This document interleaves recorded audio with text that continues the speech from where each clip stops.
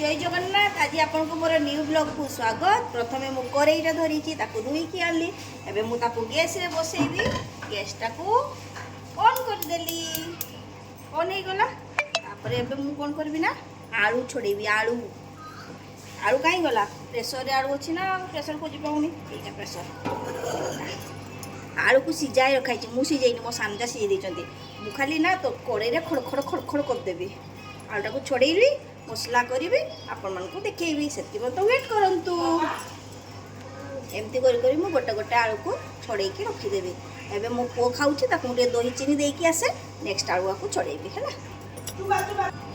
पो को चीनी दे के आसे घरे लुण सरी जाइतिला जोमाटो ऑर्डर करथिले मो सानो जा मु एबे ताकू ए एटा तो लुण नुहे आ कोन बारी गला लुण बाहर हाँ लुण बाहरला ए वाशिंगटा भांग गला रे या को मु खच खच करी काटी देबी।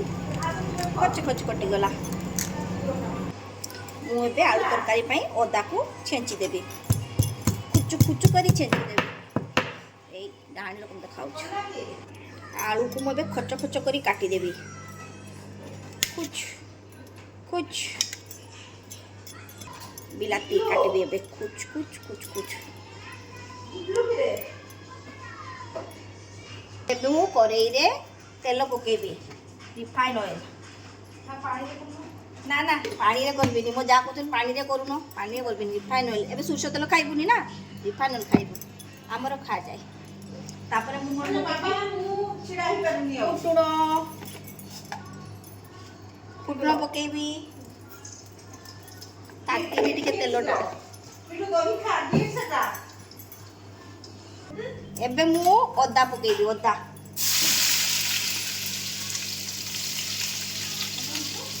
हल्का ताको भाजी देबी।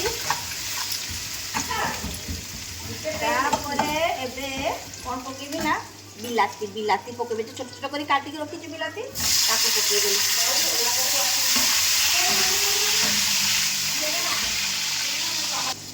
एबे मु पकेबी लंका गुंड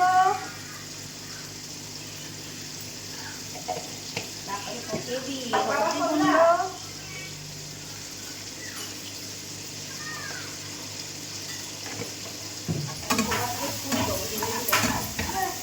हल्दी गुंड तापर अल्प टिके लुण स्वाद अनुसार लुण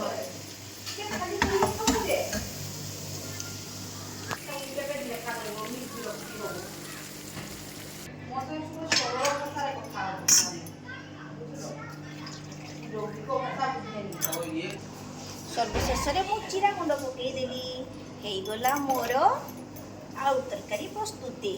तापर मु टिके घी पकईदेवी तरकारीटा अलग प्रकार टेस्ट हो। ये घीटा टिके पकईदेवी बेसी पकईबी ना आसगले बास कहले पानी पिउचंती ये मो सानो जा पानी पिउचंती देखु तरबुजटा काटुची खाइबा आमे दुई जण तरबुजटा काटुची आज आ दिन लगे से खाइबा नै तरबुज रख दिए तरबुज काटी खाइबा आपण माने बैक साइड टा देखि भाउथबे एते जिंस अरे एगुडा को सफा हबा पई रखा हिची एगुडा को सफा हबो सब अलग प्रकार माने जेगुडा वेस्ट जिंस सब फिंगा दिबो आ एगुडा को सफा हबो सेपे सेमति का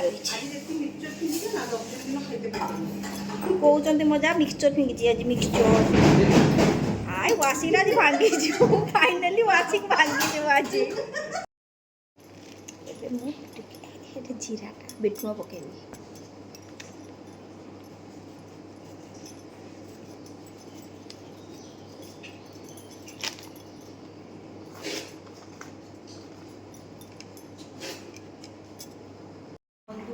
पेट गरम हो गला बहुत खरा है बहुत गरम है गुड़ दुईटा पीऊँगी आउची